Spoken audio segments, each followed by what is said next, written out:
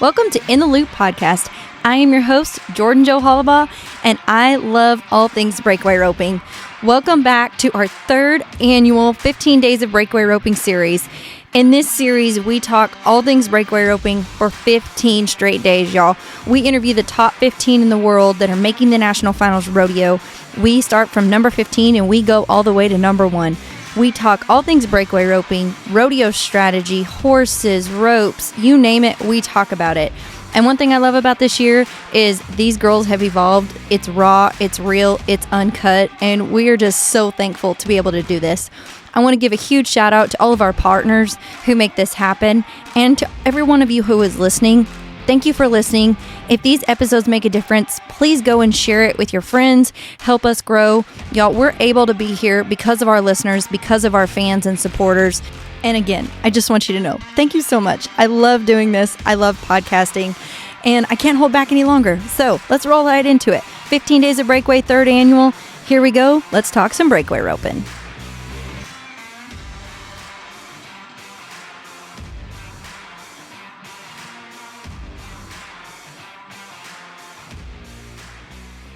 Okay, guys, so today we are here with Kelsie Domer, who is coming in number 5 to the National Finals Breakaway Roping 2023. Kels, thanks for joining us today. Yeah, thanks for having me. Glad I could talk about making the NFR this year. I know, and that's so cool. I mean, you and I are pretty good pals, but one of the things that we all talk about and everybody hears announced is this is Oaklynn's mama. And that is one of the reasons that you did not make the NFR last year. So let's just rattle right off the box and talk about that. Talk about your year in 2022 and a little bit about what that was like. You found out you were pregnant in Fort Worth with Oaklynn, who is prize and joy of you and Ryan's life and is now walking. I might tell everybody. Yep. She'll probably be running by the time you hear this episode. Exactly. So talk a little bit about your year in 2022 and how that went all down. Yeah, it actually started really good. I won Fort Worth that year, and so it was funny. I mean, nobody knew. Ryan and I just found out I was pregnant, and so nobody really knew. And after I won, he was like, "Dude, you really needed that." I was like, "I know, right?" And I really want to tell people why we needed it, but we can't. But no, I had a pretty good winter and spring. Quit roping middle of May, I guess, and thought I might be able to have enough to hang on, and then got to watch the summer on TV pretty much, and just kind of watched my, I guess, standings just drop and drop, which really, it honestly didn't drop until August when everybody got to go to San Juan. That rodeo probably hit me the hardest compared to all summer long, and I think I got bumped, I don't know, like 5 or 6 spots just at that rodeo. Mm-hmm. And so that was a pretty big one. And so at that point, I was like, man, I don't know if I'm gonna stay in there. And then after I got released, I got to come back in September and go to the last few rodeos and give her hell, but it just wasn't quite enough, but that was okay. Well, and I think as we go back and kind of relive that journey some, and I know we've talked about it a little bit, but you literally, how many rodeos, when you quit in May, how many rodeos had you went to? 17 or 18. I think 17, because that was a deal I had. Callie, my friend, was like, "You don't have to have a minimum rodeo count, do you?" I was like, "No, I'm pretty sure we don't. I've never heard of that." But as soon as that came out of my mouth, I had this gut feeling that we did. And so I went and I looked on our rule book, and sure enough, we had to go to 25 to be able to go to the finals, which was not in there the year before. I do know that for a fact. But regardless, you gotta know your rule book. You gotta learn the rules. And so I ended up having to score 8 calves Literally that summer. I was 8 months pregnant, and I started right after the 4th of July because I know that I missed one of them right here in Texas. I missed the books for it. But yeah, I went to Mesquite, went to Fort Worth, had to go all the way to Manhattan, Kansas to score one, but literally just nodded my head and let the calf go out and drop my rope and made sure I had my rodeo count. That way I had a chance when I came back later. Well, and I remember when you quit actually riding out the back at the WCRA women's finals, and you were like, "It is so hot and I am so glad I don't have to put pants on for the rest of this summer." And Exactly. And then it turned out that you did have to put pants on again because you had to Yeah. score. And, we saw that with Maddie Dearman this year. She came out and Hmm. had a great NFR Open, was kicking butt, planned to do good in Sioux Falls and didn't have a rodeo count. And I know she'd reached out to you and said, do you actually have to do that? And you're like, yes, ma'am. That's why I was 8 Yep. months pregnant and scoring a calf. So, um, it's just crazy how that all came about, but it is, and I think that's one thing how even this year, and I want to talk about the money a little bit, but after Fort Worth and after you quit in May, we were looking at it and I thought, oh yeah, no way that Kelsie doesn't get in. How Hmm. awesome that, she gets the rope through May, she's going to be a mom and come back at her second NFR in 2022. And then, like you said, you sit back and you were good. And then one rodeo that's a huge rodeo made a huge difference and then bumped you out. And like you said, you just didn't have enough time to recover. But how amazing that you went to literally 25 rodeos, probably competed at your peak level at 16, 17 of them, and Hmm. still nearly made the NFR in the top 20. And then, of course, brought Oaklynn in this world. And now we all love and cherish the ground she walks on. So pretty Exactly. dang good year.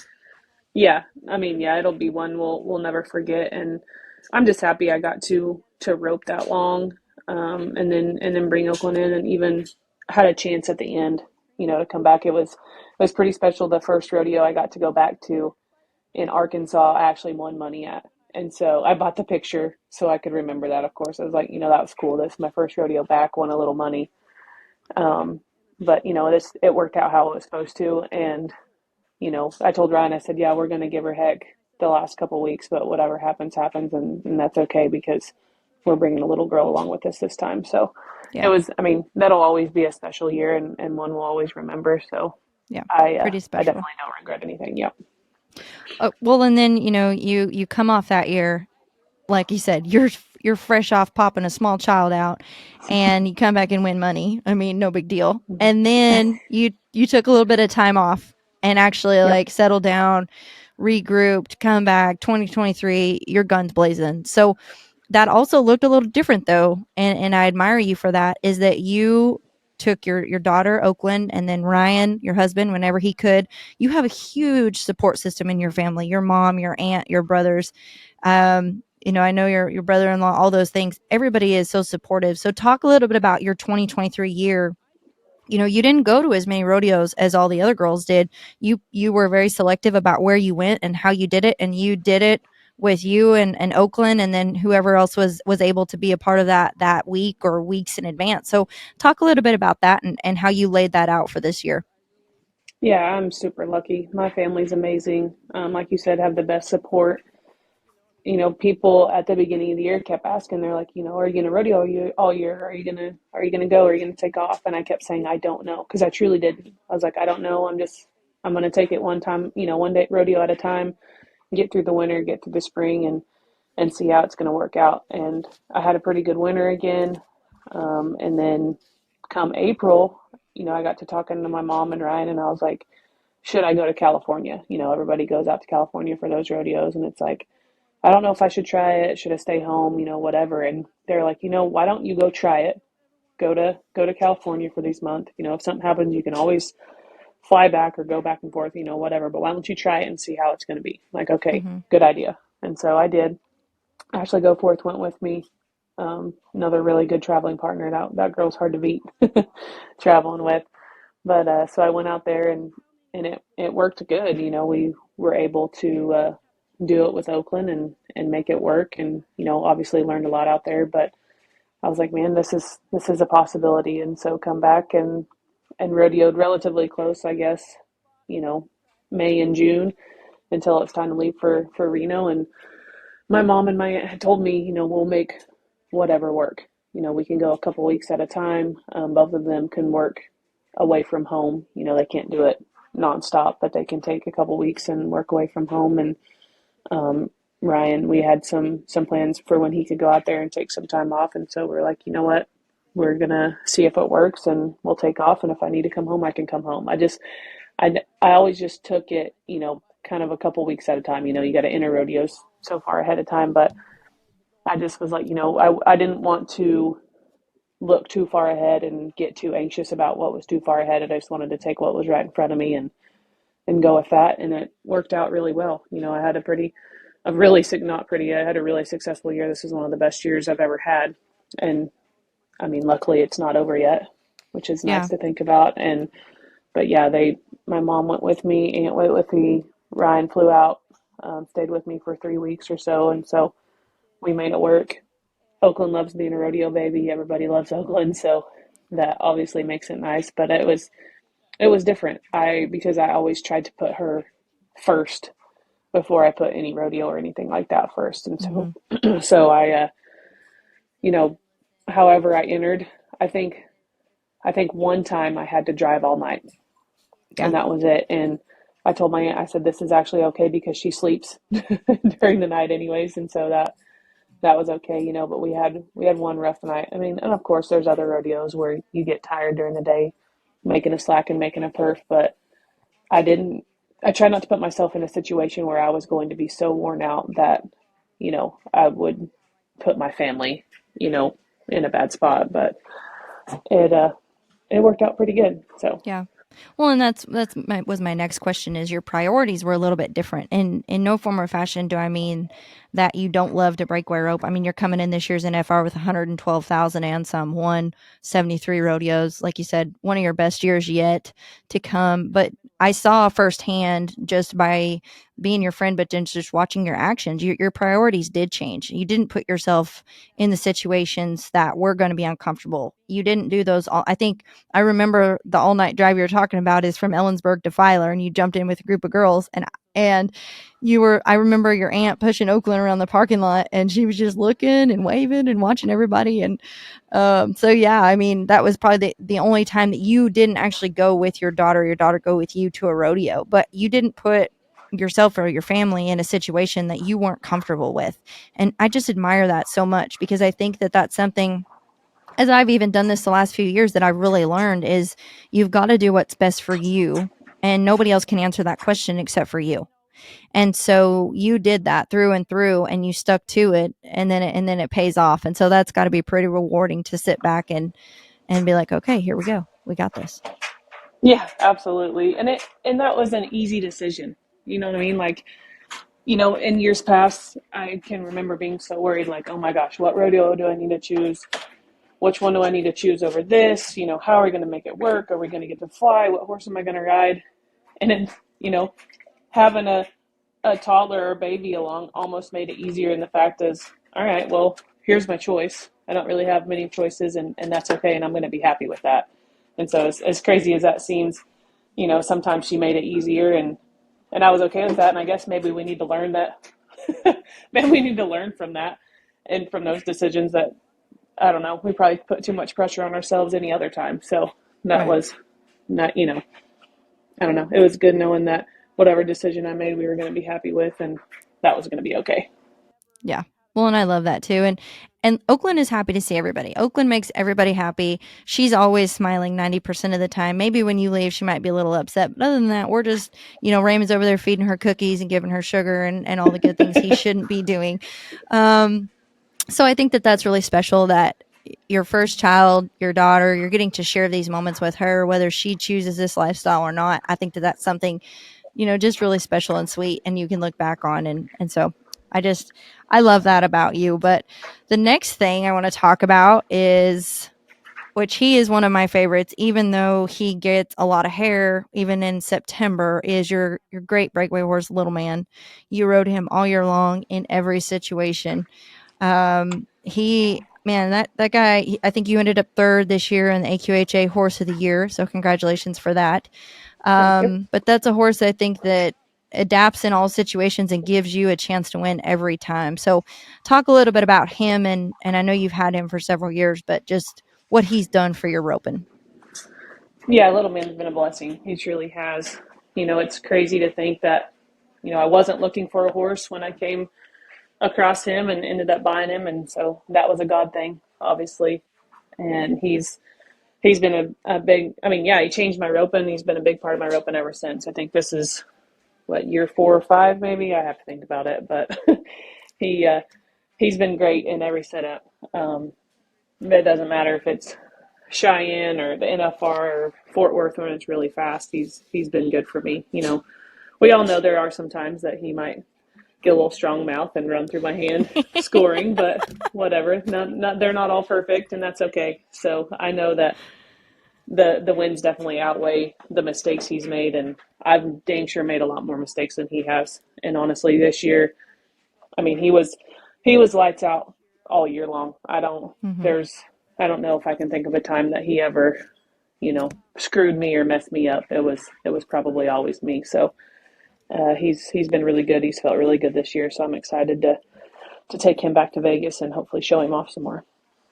Well, and I think it's a little bit of a catch-22. You talk about him running through your hand some, and it's not funny because we've all been there, but it's funny because little man, and like Yeah, sometimes it's just coming, and so I like yeah, you just put your head down and right out the back of the arena or the side or whichever way he'll go. yeah, But it's a catch-22 because we want those horses in our hand, and we've all, I think, probably experienced and made the decision that scoring and getting across the line to close the gap is one of the most critical parts in what we do and making it happen. And so you've got to have that. And so it's just like having that leeway right there to where it's just going to happen, and you can't ask these horses to do it and be completely perfect 100 times. I mean, we've asked them to back in there and give us their life all year long. It's going to happen one day or next. yeah, exactly. And just like you said, on the other hand, the next rodeo, I probably want him pulling on me and getting me across the line a lot faster. And so that's one of those things I've learned, not to worry about it, because I have tried to fight it and get in fights with him and make him do, be perfect. But it's, they're not going to be perfect because we're not perfect either. But he, I'm perfect. I he's, don't know about you. I'm perfect. well, Raymond is, I know. I don't know about you, but Raymond's no doubt perfect. So we'll just Raymond is end that perfect. argument right there. Well, and one of the things I really want to touch on, you chipped away all year long, like you said. You had a great winter. You came in. You had a consistent summer. You got your 4th of July runoff. You kicked butt. I mean, I think how fast were you at Belfouche? mm, I don't know. 1-7? Was that 1-7? Yeah. Oh, 1-8? Something like that. 1-7. I No don't big know. deal. 1-7. I mean, I think it was 1-7. If you're asking, I mean, just knocked it off and had a really great 4th of July run. I mean, you chipped away all year long. But probably the most memorable moment of you that I have in 2023 is the Northwest run, Yeah. that Ellensburg, Filer, Walla Walla. I mean, you won all of those rodeos. You won like over $21,000 those 2 weeks. So talk about what that was like. That's one thing as I've watched you rope over the years. When everything is going good and you're in the hunt and you're on tap, like best get out the way. Kelsie Chase is coming. Um, but then there's also been times that I've seen that, and you and I've both been there. We've struggled. I've seen you struggle Yep. too. So talk about, I know the week before that wasn't that great for you. So talk a little bit about the struggles and how that led to overcoming and conquering that and then having such a great week. Yeah, shoot, the couple weeks before that weren't good. I think there was 7 in a row that were nothing for me. I don't know. I think I caught one of those 7, but like barrier or something. But I know 7 rodeos in a row, it was 0. And so Mm-hmm. I was, I know after Coeur d'Alene, I was pretty upset. My mom was telling me to get a better attitude. I Lisa, was wanting to thank you, go home, Lisa, not for gonna lie. being our mom on the road. We appreciate it. And so I was like, you know what? We had a couple days there before Ellensburg. Yeah, no. Before what was the other one? Kennewick. Yeah, I Kennewick. think We we went went to to Kennewick, Kennewick. right? We Yeah, went from Coeur d'Alene to Kennewick. yeah. So I had a couple days between there, and there was some friends up in Coeur d'Alene where we stayed, and I went and scored rope and steers, honestly, just to get the feel back, leaving the box. Because yes, I was missing calves, but I knew that my timing felt like junk. Because my mom, she was like, what's the deal? What's the deal? And I was like, yes, I know I'm missing, but it's something before that. Because Mm-hmm. I mean, I don't know. I guess that's what I learned through the years, that usually it's not the end thing that you need to work on. It's probably something before that we actually need to look at. And so I just went to get my timing back and score. I literally just would score and ease to them. I loped to rope and steers with horns on them. Wasn't even really worried about my next shot. I was just worried about my horse and got some confidence that way. And then Yeah, Kennewick still didn't go good, and so that was kind of a slap in the face. And I was like, yeah, whatever. But after that, it was good. Ellensburg was good. Ellensburg, Lewiston, Filer, and I guess Walla Walla. All those were wins for me, and so that was a really good week. But I just had to stay the course. I guess I knew I was trying not to panic too much, and I'm thinking about changing all these things that I probably knew didn't need changed. I just needed to figure out the one thing that didn't, and I finally got it together. I actually, Jackie filmed me at Ellensburg and sent it to me, my first one, and I told her, I said, as crazy as this sounds, I said, I can't remember the last time I backed in the box and was just hoping I caught this one. And that's how bad it was that day. But I mean, just like that, it proves, you got one good one down, and it turned around and turned into a really good couple weeks. So, well, and I think that that's something that is to be said for it and talked more about, honestly. I think that it's something that isn't talked about enough. Nobody on this journey is perfect. And just like you're right. saying, hey, I had 2 weeks where like I didn't get a time. And so Yep. when you're out on the road 20,000 miles from home and you don't even have a time, and then what makes it worse, I mean, well, you get Oaklynn to come back to, but then what makes it worse is like whoever's with you, they want, they lose and win with you as well. And so it's just as hard, if not harder on them. So you got a double whammy there. And you've got to find a way, like you said, you did have some friends over there in Coeur d'Alene. You still didn't rope calves, like you were scoring steers, but most of the time you don't have anywhere to practice. And you got the dummy, or, I mean, some of us prefer crumble cookies. I mean, go kayaking with your friends. You go kayaking with your friends and then have crumble cookies. But you know what I mean? Like you've got to find a way. You live or die. You fight. You fight or flight. And so to say that you had that resolve, like, hey, it's not going good, and even to hear you say, hey, I was hoping I caught that one. Like, I think people, because of the success that you've had, think you're not human, or anybody that's had success. Like, we're all still human and we all still fight those battles day in and day out. It's just the ones that win seem to find a way to overcome it and continue to trudge on and keep your head down. And like you said, run the course. Yeah. I mean, it's not easy, and everybody goes through it. So I guess that's one thing I've learned with age or experience, or however you want to say it. But I just try not to panic. I mean, and like that, it's not that you're not going to get mad and upset and heartbroken. Usually it's heartbreak for us, but it's going to happen. And that's what I just tried to focus on, like legit, like let's find the problem. We know what happened. We know I missed whatever, but get down to the fact of why did it do that? Where did it come from? What step do I need to work on? And yeah, going back to the people that are with you, winning and losing too. I kind of laugh. I remember, I think it was Kennewick. Mom came back to the trailer and I think she was pushing Oaklynn, and she just pushed Oaklynn beside me. I was on the saddle on my horse and left her and went in the trailer, and I played with Oaklynn and was taking care of little man. And I went back. I was like, you don't even have anything to say to me. And because I was mad at myself, wasn't mad at her. I was just wanting someone to make it feel better. And she was like, if I could say the right thing and make this magically change, I would. But no, I have no idea what to say to you. And I was like, well, fair enough. And obviously she wasn't mad at me, at all. They don't get that way. They don't get mad if I lose. They are just upset and heartbroken too. And, you don't know how to make the other person feel better. And so, yeah, Right. If the rig's winning and losing, everybody feels the same. Well, and that's one thing too, like for those of you who don't know, Lisa Chase is the most competitive white woman I've ever met. Like you think she's sweet and she's a grandma, but she's not. Like she's not sweet. I mean, she's competitive. Through and through. If you know any of the Chase kids. She will get your ass if you need it. Yeah. And so, but to have that behind you, that's one thing too. Raymond is just as competitive too, and he we could go on for days with the stories that he's went through this year. I think he suffered more than I did, but probably. Yeah. But I don't know. It's just a lot, and it's such a group effort. And I think the more we do it, the more humility that comes with it, and gratitude for those that do support you and through try to come back and put a good face on and say the right things. And even when there's nothing to say, just don't say anything. So Yeah, absolutely. it's all just part of it. But talking about, you come off that week, 21,000, you end your summer there, you come home, you get to go back to Sioux Falls, and man, you just capitalized there. You just kept the momentum going. Talk about Sioux Falls. That was something that was new for us this year.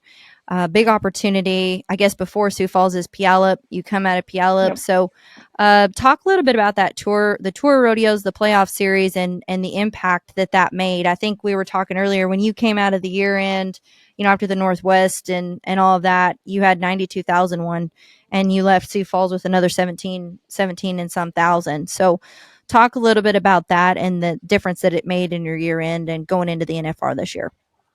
Yeah, gosh, Sioux Falls was awesome. It was an amazing rodeo. Super thankful for that.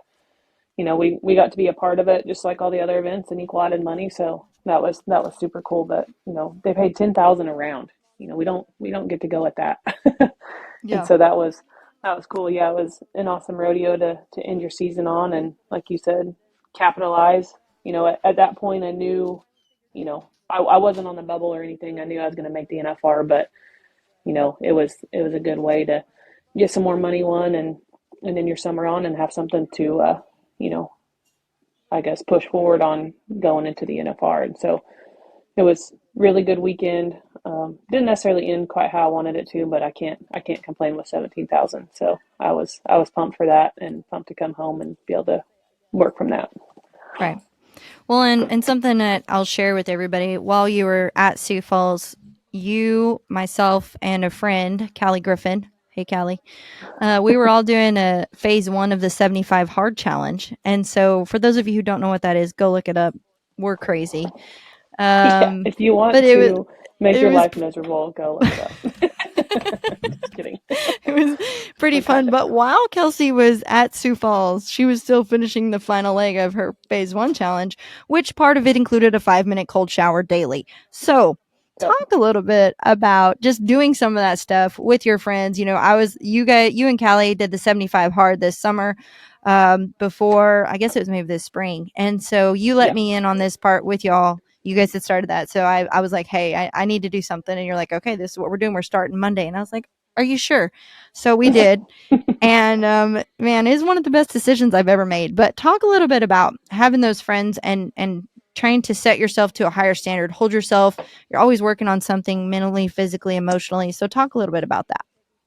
Yeah, I definitely, that's not something I could have done by myself. No way. I mean, I can sit here and try to say that, yeah, I'm mentally that strong, but I don't think I could do that by myself. So definitely glad I had friends to do it with.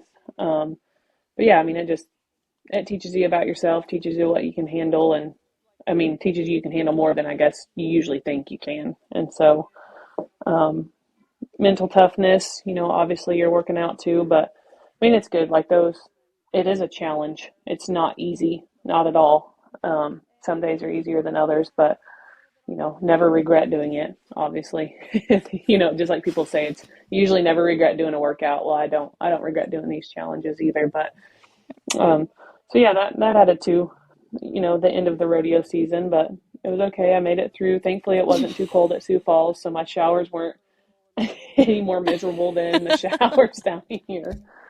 But yeah, it was good. I'm glad I did it. Glad we could, you know, keep doing it on the road. I mean, it's hard enough on the road, and then we try to add something like this to us, so we really are not mentally right, but we'll just Yeah, there's stick with definitely that. wires crossing somewhere, for the good or the bad. I don't know. But, Yeah, I do think that that's neat. And one of the big takeaways was just I looked forward not really so much to all the challenges every day, but to making that happen and then to visiting with you guys about it and just for sure. experiencing that with you and all the takeaways and the stuff that we got to all live together was pretty exciting and fun. So I would definitely recommend if you want to try anything and do it with a friend, 75 hard or phase 1, if you already have done 75 hard, is a really good challenge to do.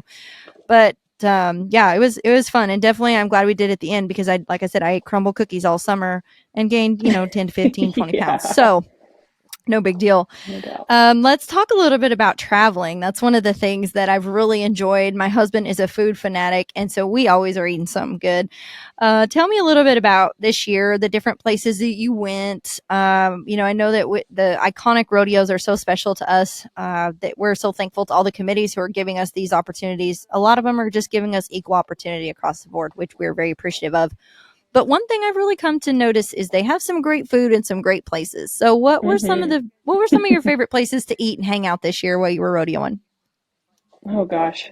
I don't know. I have to think about and pick a favorite. Like you said, I mean, most of them anymore are going to have good hospitality and good places to hang out. So it's hard to beat. But I mean, Coeur d'Alene's so pretty. I mean, just like you and I got to hang out and go kayaking and eat there. So places like that in the Northwest, scenery that we don't usually get to see, down here in Texas. Trees, mountains, Yeah, I like those lakes. places, but yeah, Yeah. no doubt. There are But some I special mean, ones, and I think it's pretty neat. But it's just, you hear about the road to the NFR, and as you sit back and you reflect on this and just your year that you've had, it's pretty. I think when I'm in the moment, I don't realize all the things that we get to do or that we can make time for. And it's when you get to do stuff like that, like I loved going and kayaking with you, is so much fun. But yep, just making time to do stuff like that when you're out there, because literally you don't know from day to day, and really you don't know when you're going to get that chance again. And so just pretty neat and special to get to do those things while we're rodeoing. It's a pretty good opportunity.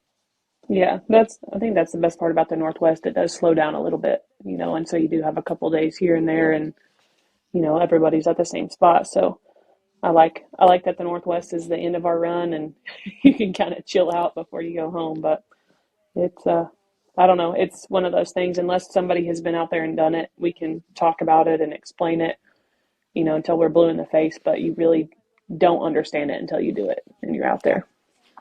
there. Yeah, you can't. I mean, there's just, you have to do it. That's the only advice I'd give to you. Get out there and do it. But coming into your second NFR, you 21 was your first year to make it. 23 is your second back number. You're coming in number 5. Do you have any different plans, strategies that you're going to do, or you'd like to see yourself do different this year than you did the first year you made it?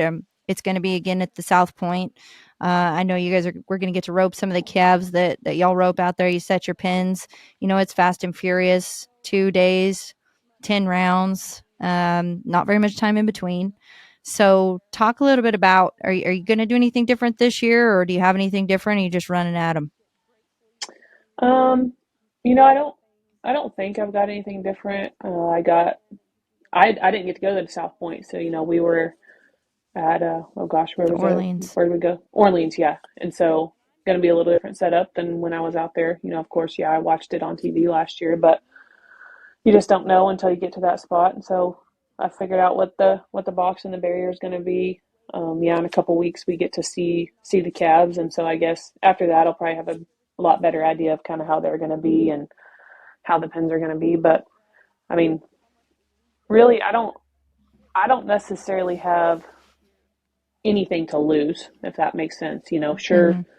there's a very far outside chance that I could win enough to win the world, but at this point, a lot of people are probably going to have to fall off.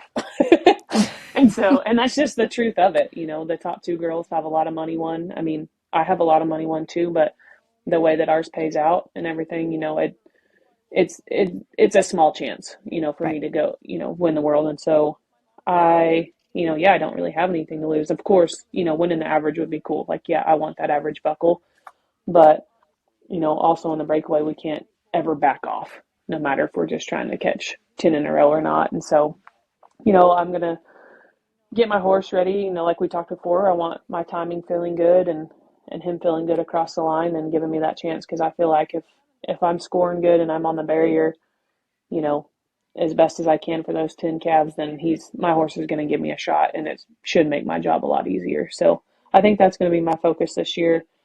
Um, really get my timing down, get a good feel of it. I think Callie said she would come down and help me again 2 years ago. She came down and we set the barrier up and we filmed my runs on a couple horses. I mean, we literally, I had two, I had Little Man and then I had my brother's horse, Romeo, that I took out there for a backup. And we pretty much played it like the NFR. I roped 5 in a row on little man, like no scores, nothing. Literally just backed in there, roped 5 in a row. Whatever calves came in, didn't sort them, and then got off of him and roped 5 in a row on Romeo. And then the next day we flip flopped the calves, and so and we timed them, we compared them. I wanted to see what it was like on the different horses in the fields. But I did that a couple of days. I tried not to overdo it and really, I didn't want to get too up or down, I guess, Mm-hmm. in that set, because it's still, you can set your box up to that feel and run the calves that you have, and it's not going to be exactly the same. It doesn't Right. matter. But Right. I just kind of wanted an idea and got to compare on those horses, and so I'll probably do that again. Callie said she would come down and help me again if I wanted that help, which I always like an excuse to be able to hang out with her. So that's She's always fun to hang nice. out with. Yep. Yeah, but yeah, I don't know. We're getting ready for the WPRA finals in a couple weeks, and I've just kind of honestly, yesterday's the first time I have roped since I roped in North Carolina. So I took a break, been given some lessons, hanging out at home, and so I gonna ease back into that. And little man's not gonna forget what's going on. So I just got to get my timing back and get ready for the WPRA finals, and then after that, it'll be all focused on the NFR. Yeah. Game on. Well, and two, that's one thing that I love about you. And we talked about this a little bit earlier, but still, you're setting those boundaries, you're making those priorities. You didn't rope one since North Carolina, and there's Yep. nothing wrong with that, because Right. in our sport in this day and time, if you're taking a break or whatever it may be, you have intentionally got to create that time and be okay Yep. with it. And you did that, and that's what you need for you. And so, in that Yeah. time, you're doing lessons, you have a family, that this is also your career and your livelihood, and you're creating that longevity of, you are a breakaway roper, but you're also a clinician. You ride horses, you sell horses, I mean, several different things. And so creating that time for you, your family, and yourself was a first priority. And I think that fills up your cup and lets you refuel and reboot. And like you said, now, when the shoots bang, you're going to be all focused and game on, and that's what works best for you. Yeah, absolutely. Just like you said, that it works best for me, and that's okay. Everybody's going to be different. And used to, I was different. I hated, missing a rodeo or missing a jackpot. But just like yesterday, I didn't enter Lubbock, and that's okay. Yeah, I went back and forth, hey, I could get ready for Lubbock and whatever, but I'm okay with that. Like, I'm not going to regret it, and I'm not even, you know, coming around next year, if I'm worried about the circuit finals or whatever, like, I'm already going to forget about it. I'm not going to put too much pressure on myself or be mad at myself. Well, I didn't go to these rodeos. Like, I wanted this break. I needed this break. I took it. You know, I really only have little man, and so I felt like he deserved that break. And so I'm gonna give that to him too, and ease him back. So that's, I mean, that's how I work. It might Yeah. not be for everybody, but I've I've learned to, I know I'm not gonna forget. Um, you know, I'm anymore. It's not numbers for me. I'm not gonna go rope the dummy 150 times anymore, because there was a time in my life that I would. And not to say that that's right or wrong, but I have learned, hey, I can go rope it, work on the things I need to, fine tune the little things, and still be just as confident as I was, roping 150. So I've learned a lot about that. I don't need to compare to everybody else, and I wouldn't expect anybody to compare to me either. Everybody does their thing and finds their confidence differently, and that's what I found that works for me.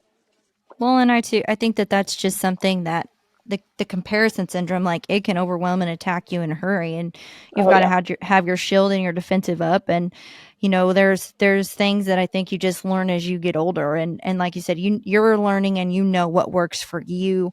And even a little earlier, you talked about, this is the way that I rope, and we're breaking down roping and all those things. And so knowing what works for you, I think, is a key. And I think that's why, yes, 2 years in a row we've seen you top 15, but you're always going to be in that top 20, top 30, no matter how long you decide to rope, because that is what sets that group apart. And I think it's pretty neat to see, and it's not an easy thing to commit to. It's not an easy place to get to, but it's rewarding when you get there. So it's pretty fun takeaway. But I know one thing, I got to go with you this year to a couple rodeos in Arkansas, your favorite little Podunk, Arkansas rodeos, which actually were pretty dang fun to go to, might I add. We barely got to one. We pulled in and we had 5 minutes to rope. It was awesome.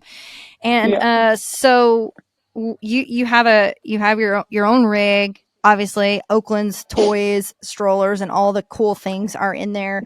But you also have a pretty good stack of ropes, of equipment, of things like that. So talk a little bit about this year, the ropes, the equipment that you've used. That did you stick with one thing all year long? Did you use one rope all year long? Did you use one lay? Talk a little bit about that and how that changed for you this year or stayed the same.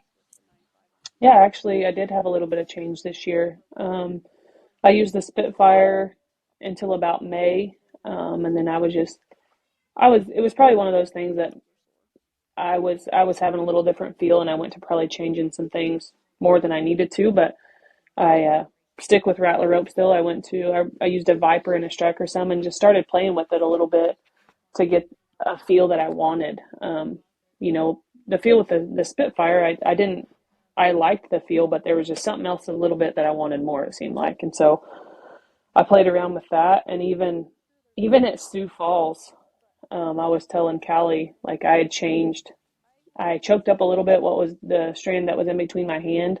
And I even choked up on my loop a little bit. I still don't use a small loop. I'm all about big loop, big money.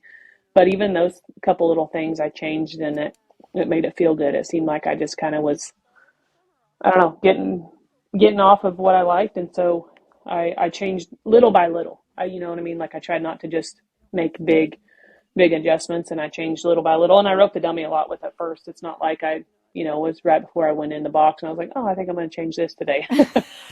But because I've done that before too. But, so I've been using a Viper and a Striker more. And it honestly just kind of depended on the weather, and what was going on, because we did, it was actually warmer in the Northwest this year than I think it usually is. Mm-hmm. And it got a little chilly at Sioux Falls, but not bad. And so it kind of I like to have a few different ropes. That way I can feel them, because they do change. Like that's part of it. Ropes are going to change, with the weather and whatever's going on. So I just like to have a few choices. That way I could swing them and get what felt good that night and have confidence in it and go from there. So, yeah. Well, and I think that that's something that we've seen a little bit of change up throughout the season, and everybody does it different. Some people stay with the same thing all year, and some people change. So I just like to get everybody's perspective on that, and if that can help anybody that's listening in any form or fashion, I think that we're always trying to take little tidbits, and so it's good to apply different things from different people and see if it works for you, and if it does, keep it. And if it doesn't, throw it out and run another one. So exactly. I think it all just depends. Yeah, absolutely. That's what I tell people all the time. Like, well, why do you use this, or what do you use, or what's your opinion? And I'll give them my opinion, and I'll give them my why. But that's a feel that everybody has to figure out. That's one thing cool about our sport. There's 15 of us that, more than that, but I'm just saying, so there's 15 of us that make the NFR, but all 15 of us are probably doing something different. You know what I mean? So that's what's cool about that. There's 100 of us with the same goal, or 50 of us with the same goal, whatever that might be, but to get there and how we get there or whatever is different. And that's what's cool about it. There's not just one set way. You get to figure out how your way is going to be and rock that. As many of you know, infrared light therapy, otherwise known as laser therapy, has completely changed my personal performance as well as my horse's performance. I use Revitavet. Developed by science and backed by the top trainers and world-class riders, Revitavet is simply the best. It is the leader of equine preventative maintenance and rehab device. It provides healthy maintenance and rehab of your equine athletes, of yourself, you name it, it does it. I use it on a daily basis. I have seen the results, y'all. I had a shoulder injury that I battled through. Laser therapy brought me through it. I've had several injuries with my horses. Laser therapy has brought them through it. I am a firm believer in this product and in laser therapy. Y'all go check it out for yourselves. Revitavet.com. You can use my code JordanJoe to save 10%. My 3 favorite devices are the Hawk Saver set, the Tendon Saver set, as well as a pole cap. Y'all go check it out. Laser therapy has changed my life, and it can change yours too. Now let's get back to some breakaway roping. What is your why for breakaway roping? Like, what is your why that gets you up every morning? I love it. I mean, I truly do. Like I'm the kind of person, if I don't love it, I'm probably not going to do it. If it challenges me, sure, I'm going to, yeah, I'm competitive too and I'm going to figure it out, but gosh, since I was little, I've loved roping. I grew up around a bunch of boys, and so that was one of those things. If the boys could do it, by gosh, I wanted to do it. I'll never forget I was roping the dummy with a kid, and he was, I don't know, maybe 10 years older than me. I don't know. He was an older kid, but at the junior rodeos, like I was a junior kid, but he was probably in the oldest age group, and he was roping the dummy. I was like, man, I said, how do you get it to curl around like that? Or we were talking about it, whatever, and he was like, oh, it's too hard. He's like, oh, it'll take you too long, and I was like, piss on you. Like, tell me how you do it. Like, I want to, you know what I mean? But the funny thing is, I realized later that he wasn't being a jerk about it. He was doing that because he knew that I was going to figure it out. You know what I mean? Yeah. He He was knew how to actually work you. pushing me. Yeah. And so I honestly don't even remember what he said. And we probably didn't even know what we were talking about. But by gosh, I was going to figure out how to get my rope to curl around like that. Like that was cool to me. And, obviously that's the end game now. But back then, like I roped just to rope. Like I did whatever. I mean, yeah, we practiced it, but my parents were team ropers, so they couldn't break down a calf rope and run. They could just, help me out, get help, whatever, and tell me how to take care of my horses and stuff like that. But we didn't know a bunch about the calf roping.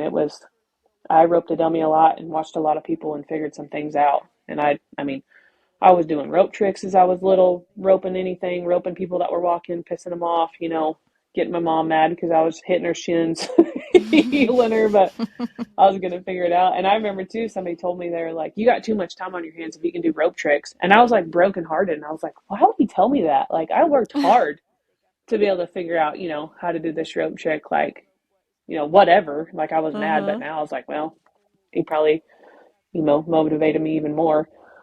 But I mean, I've loved it. Like I love basketball. I liked other sports, doing that too. But I saw roping as something I could do for a long time. And, Mm-hmm. I've always wanted to get better and learn about it. And then I fell in love with teaching people how to do it as well. So it's just something I'm passionate about. I don't know. I love it. That's my why. And as long as I can do it, or have a hand in some part of it, I'm probably going to stick with it. Well, I think that's great. And that's one thing too that as we've gotten older, you and I have sat down and I really look forward to. I know that you're going to be growing and expanding your clinics and some of the format and layouts of that. And so y'all stay tuned in the future. I mean, she's going to be a force to be reckoned with for sure for a long time, but also, you do want to give back and you are a very servant-hearted minded person. And so if you want to learn how to rope, Kelsie Domer's your gal. She's definitely growing and expanding her clinics and all of those things there. So pretty Yeah, excited thanks. about that. But final question. I'm going to put a little spin on it this time because I always did Okay. what would you tell your younger self? But this time I'm doing it a little bit different. So what would your future self say to you today? Uh-oh, Oaklyn's up. Yeah, she's talking, but that's okay. Hi, Hi, baby. Oaklynn. Um, Oh, Hopefully, I hope my future self looks back and says, "Hey, I'm proud of you."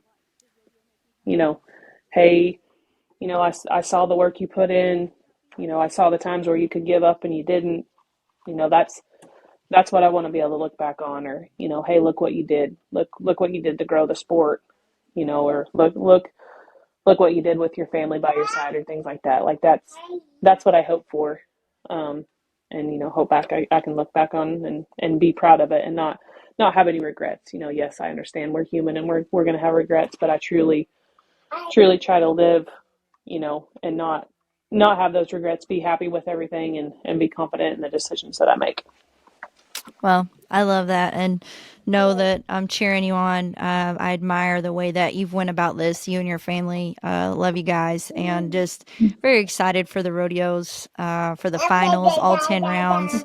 I hope I get to talk to you in Oaklynn several different times. I'll probably have her, by my side. I guess if you want to join us, sure you can. Yeah, she'll probably be doing the interviews. Actually, just ask her for what questions you should ask Okay, because she's I'll gonna get a hold know. of her and we'll plan our questions out together. But Kels, congratulations Absolutely. on your second NFR qualification. Good luck at Vegas, and I'll see you out there. Thanks, pal. I appreciate it.